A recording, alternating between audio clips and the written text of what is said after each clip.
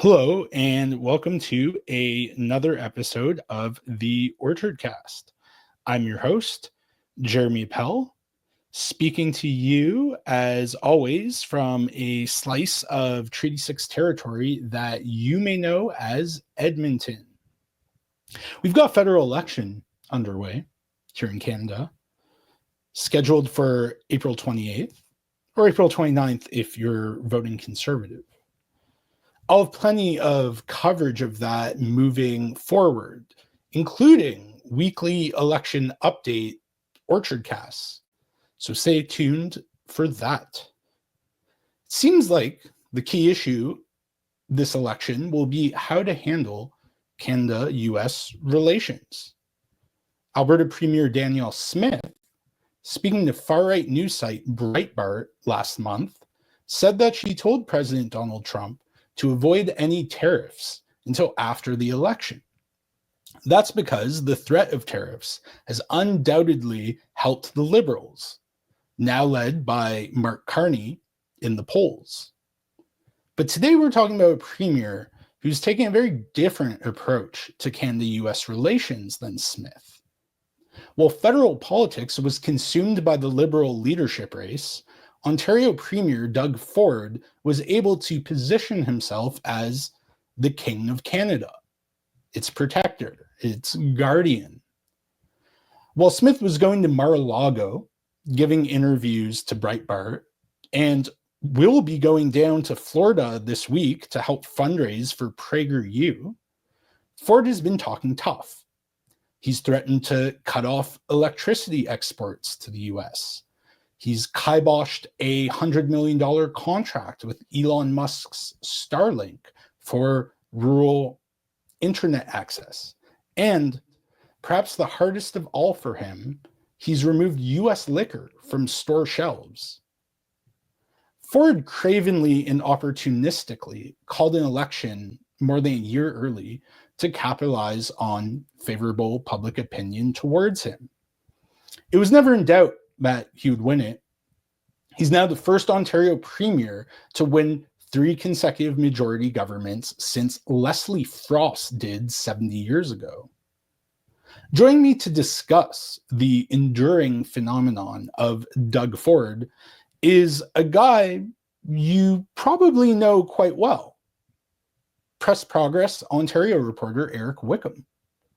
For those who don't know, Eric and I co-hosted the Big Shiny Takes podcast alongside our pal Marino Greco until about a month ago.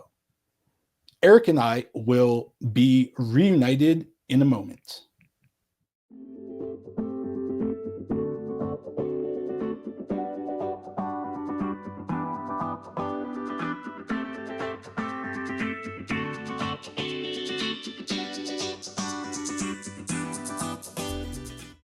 Eric Wickham, Ontario reporter for PressProgress. Hello, Jeremy.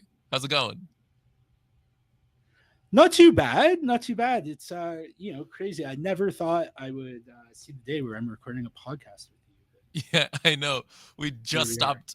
We stopped our podcast like 24 hours ago, and now I am on your podcast. Yeah, I just I can't quit you.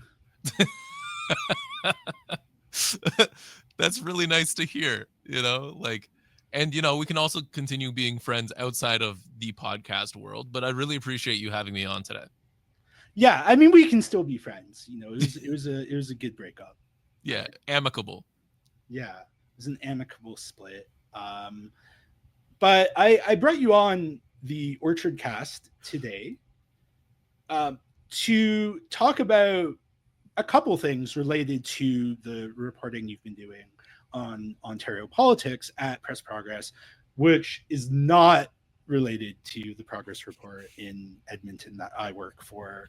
And so these two things are Doug Ford's continuing dominance of Ontario politics. Yes. And this image that he's really cultivated since Trump was elected and started threatening to annex Canada, of Doug Ford as this Captain Canada figure. Um, and I find both those things quite interesting. And so I wanted to speak to you about them.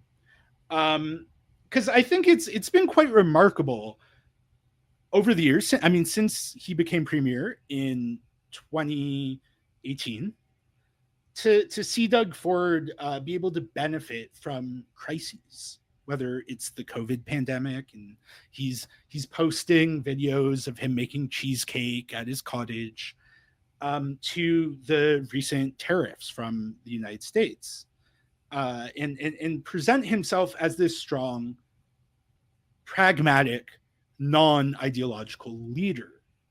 Mm-hmm.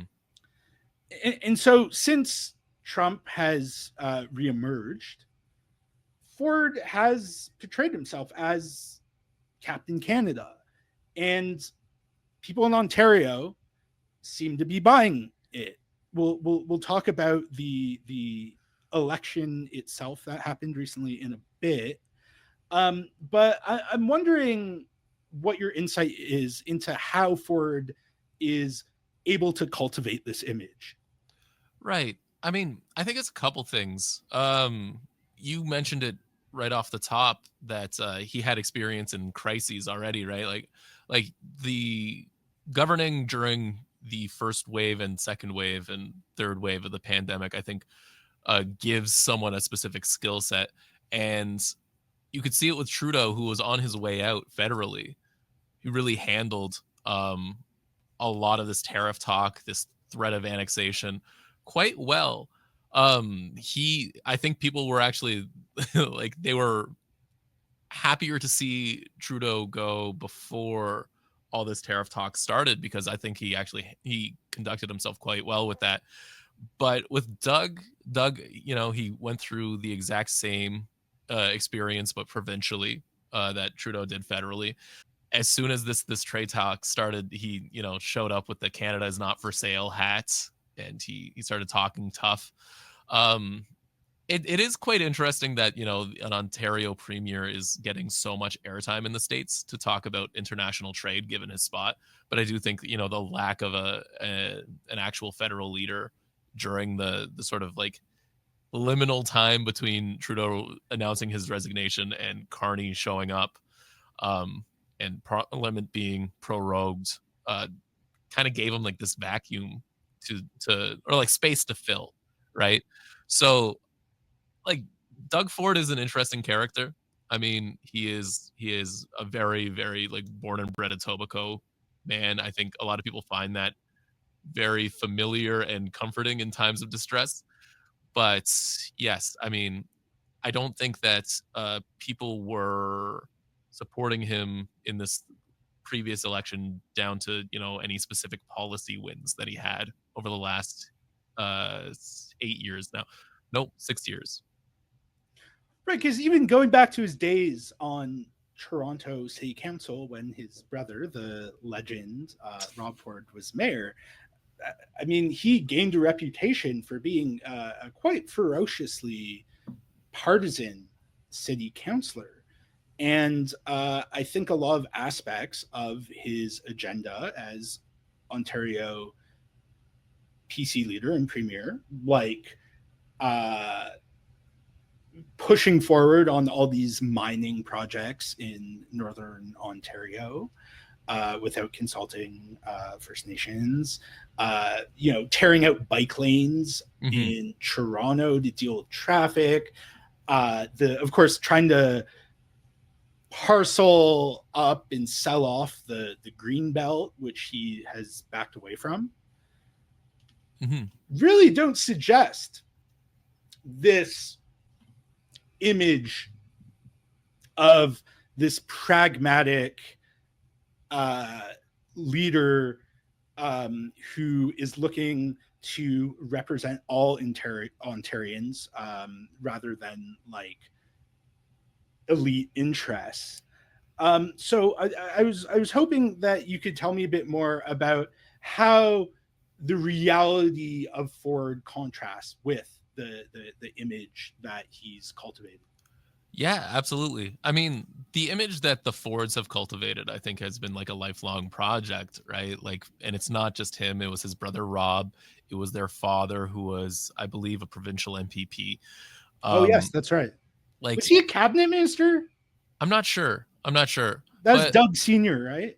Doug Sr., yeah. So like the Fords are, this well-to-do family that lives in the suburbs of Toronto, but they are like very, very adamant that they are men of the people, right?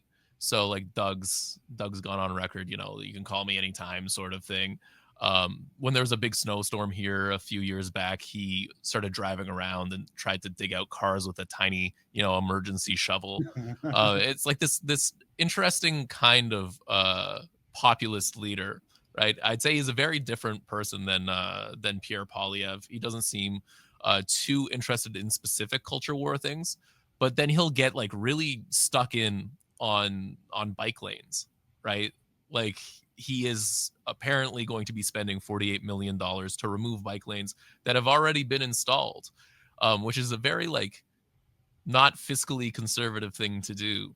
And so, I mean, if he's being driven by something, it could be whether like, I struggle to see what the motivation behind a decision like that would be truly if he's a man of the people. People own bikes, right? Like I don't fully understand the motivation behind that, but yeah, I mean you can see like his decision making over the years. Sometimes it seems like it's being driven by a personal vendetta. Sometimes it feels like it's being driven by something else entirely. I like to think of like the cutting Toronto City Council in half using the notwithstanding clause. Like, In the middle of an election too, right? yeah, it was a complete. It was right out of left field. Um, a lot of people in Toronto are not getting proper representation as a result. It did put Giorgio Mammalini out of a job. I don't know if you remember that moment, but it's a little, Toronto Easter egg for people who might be listening to this. Yeah, I remember Mammalidi. From when I lived in the GTA. He's definitely a very um, what's the word Unique I'm looking figure. for? Yeah, flamboyant, if you will. Yeah, it just, the Fords. I think the best way of understanding the Ford family is an event that they put on every year. I don't know if they've been doing it as frequently. I haven't checked back into it since we went to journalism school together. But they would do a yearly event called Ford Fest where they would Yeah, well, have a and barbecue.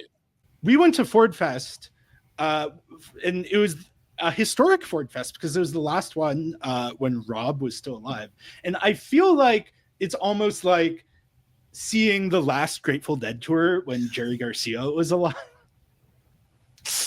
it was honestly such an interesting event. First of all, free hamburgers. A lot of people showed up. I interviewed a mall Santa who told me that it was a municipal election was going on and that Right, it that was the one where Doug ran for mayor.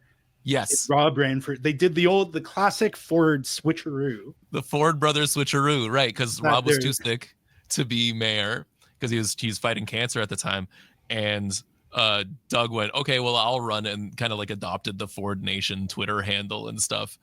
And everyone's like, can they do that? And yeah, I guess so.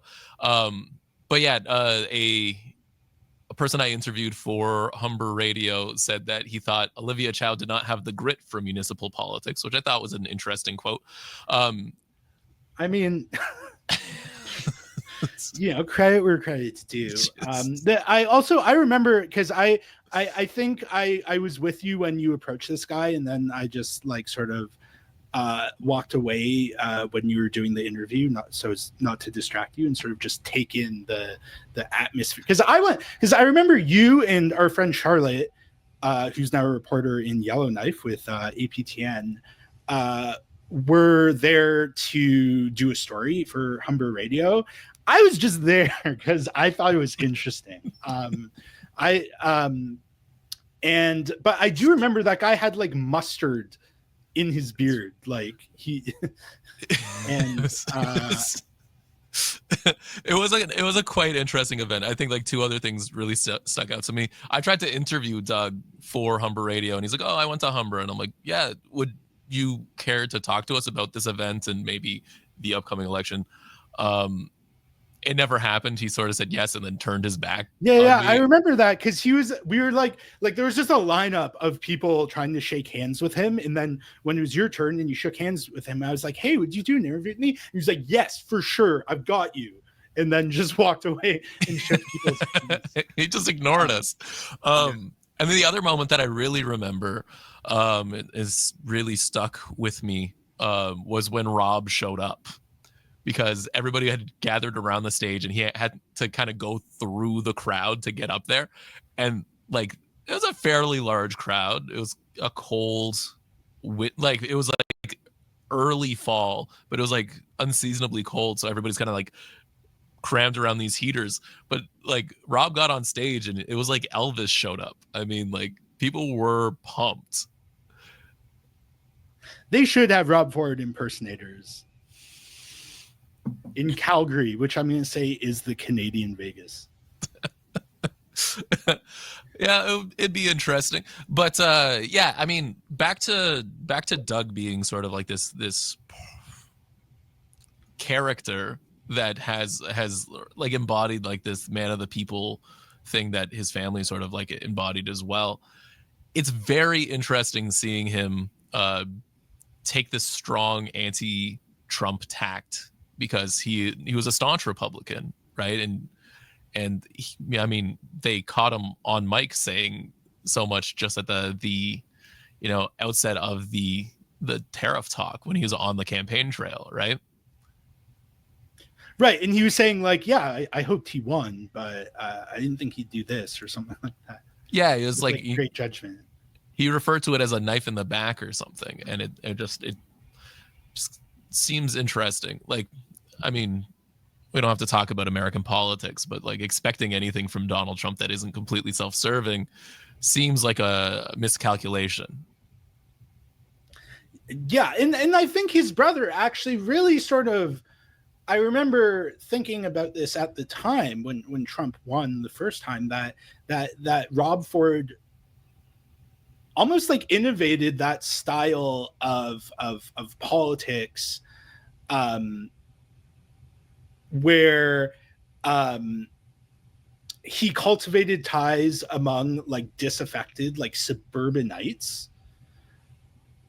In Trump's case, it was, it was rather than urban suburban, the divide was urban and rural in the States, and really rode this wave of anti-elite sentiment, saying that I am, and this guy, I mean, again, son of a member of provincial parliament. I checked after we last mentioned him. He wasn't a cabinet minister. Doug Ford Sr. was a backbencher in Mike Harris's government, but still, son of a MPP, which is what they call MLAs in Ontario, millionaire, like label salesman. Mm-hmm. And he is noticing that people are really disenchanted with a liberal establishment that hasn't improved their lives at all, and use that to gain electoral support to pursue policies that made everyone's lives worse. Right. And I think, that sort of right-wing populist wave that I think a lot of people peg Brexit as being the beginning of. I mean, I'm sure there were other local politicians who were doing similar things to Rob Ford around that time. But I mean, really, for my reference point, it starts with Rob and Doug Ford. And then, what you saw with Brexit and with Trump and all these other movements, Bolsonaro, sort of flow from that. Right. Well, I mean, it was also like Rob Ford's time as mayor was at a very formative time for us because we were actually covering the news. And I mean, there are rumors about a crack video going around. And it was, I think, the first time that Toronto municipal politics became the focus of international news, right? Except for like when Mel Lastman would say something like Racist. controversial. Yeah. Yeah. And he'd have to apologize. And they're like, yeah, the mayor of Toronto said something stupid. But like, no, now it's like the mayor of Toronto Well, apparently was. Lastman was I guess was Lastman ever mayor of Toronto? I think he was mayor of North York, and then Mike Harris amalgamated I the don't know if he was. city. But Lastman might have been the first mayor of Toronto after amalgamation. But can we? I'm gonna get a fact check on that. Yeah, maybe. Yeah, look it up, Jamie. You just got Marino off camera. Oh man, I should. If you, listener, if you give money to the Orchard, I will hire Marino to be my Jamie. Oh yeah, he was mayor of Toronto from '98 to 2003. So, fact check, Eric. True. All right, thank you. To bring the conversation back to Doug Ford's record as Ontario Premier, I think, and as you've documented in your reporting, as well as Luke LeBron at PressProgress, and many other good journalists at independent Ontario news outlets, like thinking particularly of Fatima Syed and Emma McIntosh at the Narwhal, and a lot of great reporting at the Toronto Star too. He's pursued a relatively standard conservative policy agenda, I think. But when it comes to this looming threat to Canadian sovereignty from the United States, which, by the way, if the US decides to invade Canada, there's literally nothing we can do. We could make military spending 100% of GDP, like the sickos at the Macdonald Laurier Institute would want, and we would still lose to the US. They're a country 10 times our size. Like, let's be real here. But I was wondering what you make, just in isolation, of Ford's approach to the tariffs, because you look at Danielle Smith in Alberta, and it's essentially, I mean, she's going to fundraise for PragerU with Ben Shapiro next week, right? And has taken an astoundingly like conciliatory approach to America when contrasted with at least the rhetoric of Doug Ford. But how do his actions on this file in particular match his rhetoric? Right. Because, okay, so like Doug has said a lot of things about the tariffs, right? Like when the first threats of tariffs came about, in early February, he's like, okay, we're going to rip up the Starlink deal. We're going to do this. We're going to do that. The energy surcharge thing was kind of like floated as just kind of a threat. And then, as the tariffs were set to be implemented, he's like, okay, I'm ripping up the Starlink deal. Ontario had $100 million Starlink deal. That's Elon Musk's company. He's very involved with American politics these days, for the folks at home that don't know. But as soon as the tariffs were delayed, like at the 11th hour, Doug Ford's like, okay, well, the deal's back on, right? This last time, so like, I guess March 3rd or so, I'm getting days kind of mixed up. The tariffs were set to go forward, and he's like, that's it. I'm ripping up the Starlink deal for real this time. And credit where credit's due. That happened. He also applied a surcharge to energy being exported to the States. And that caused quite a stir down in the States. And there was a phone call involved. I think it was Mike Lutnick down in the States. I think that's his name. And they talked, and then the surcharge kind of disappeared, right? Like, it is no longer a thing that is being talked about. I don't know what happened. At the same time, Trump backed it, right? He was going to increase the tariffs on steel to 50%, right? Right. And then he was like, okay, I'm keeping them at 25. in Right. exchange for Doug Ford backing down on this energy surcharge.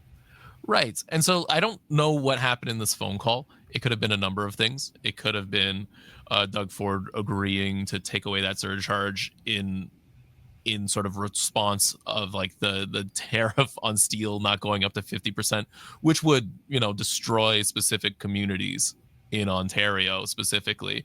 But yeah, I don't want to speculate. Like a lot of different things could have happened in that phone call.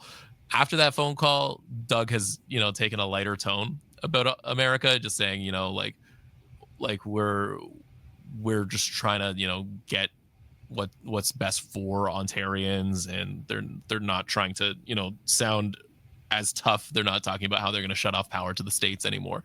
So, I mean, unfortunately, as the Ontario reporter for PressProgress, I will be looking at tariffs for basically as long as they're threatened, which might be forever. It might just be like years and years of this, which, like, thank God. That sounds exciting for me getting into a new job as a reporter. But yeah, I don't know. I think, we'll have more talk about tariffs a couple weeks from now again, and we'll see where it goes from there. Yeah, I mean, because the issue with tariffs isn't just the tariffs themselves, it's the constant looming threat of tariffs, right? Because markets are, based in large part on psychology, right? Mm-hmm. And knowing where people are going to put their money in the future. And so once that certainty is taken away, it's not good for the economy, such as it is. Right. So like there's so many businesses in so many different industries in Canada that rely on buyers from the States. And because these businesses don't, operate on a whim, they have they have like sales for products like that go far into the future. The threat of a tariff is doing just as much damage as, a tariff being in place, right? Like there's so much uncertainty, and if you want to see what uncertainty can do to companies' stock, like all you have to do is look at Tesla right now. But I was talking to apple growers, and they don't really have and this is for a story about an ad that was on Bell Media, on CTV, where they're like playing ads for a Washington Apple concern. But to this point, I mean, the Ontario apple growers, they have their harvest in the fall, and so like right now they're doing okay because everything's already in place. But next fall, like what's going to happen? Are they going to sell down in the States, or are they going to try and find more local buyers, right? Like, and who are they competing with? And are there going to be reciprocal tariffs on apples from the States that'll defend, or that will protect them from having their lunch eaten by American concerns as well? Like there's a lot of uncertainty in, I would say, like every industry right now because of these tariffs, and it's going to do bad things to the economy. Mm-hmm.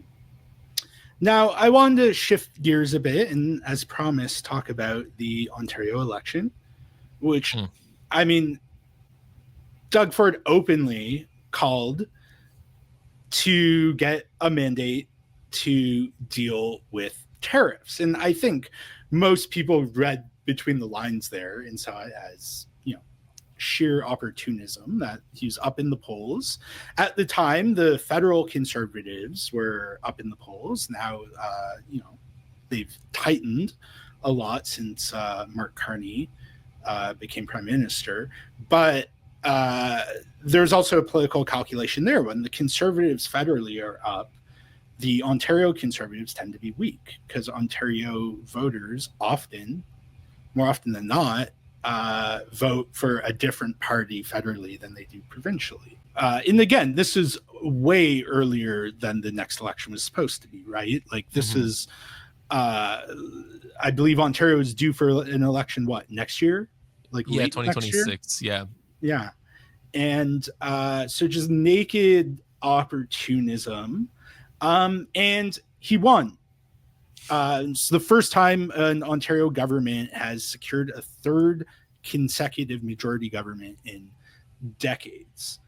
From where I'm sitting in Edmonton, it seemed like his victory was a foregone conclusion, right? I wasn't watching the polls closely, but just from what I perceived, he was going to win. And there was a question of scale. And I saw some reporting afterwards in the Star saying that he's actually disappointed that he didn't really grow his majority a whole lot, that it stayed roughly the same, except there was some shuffling around with the voting percentage of the opposition parties, which I'll ask you about shortly.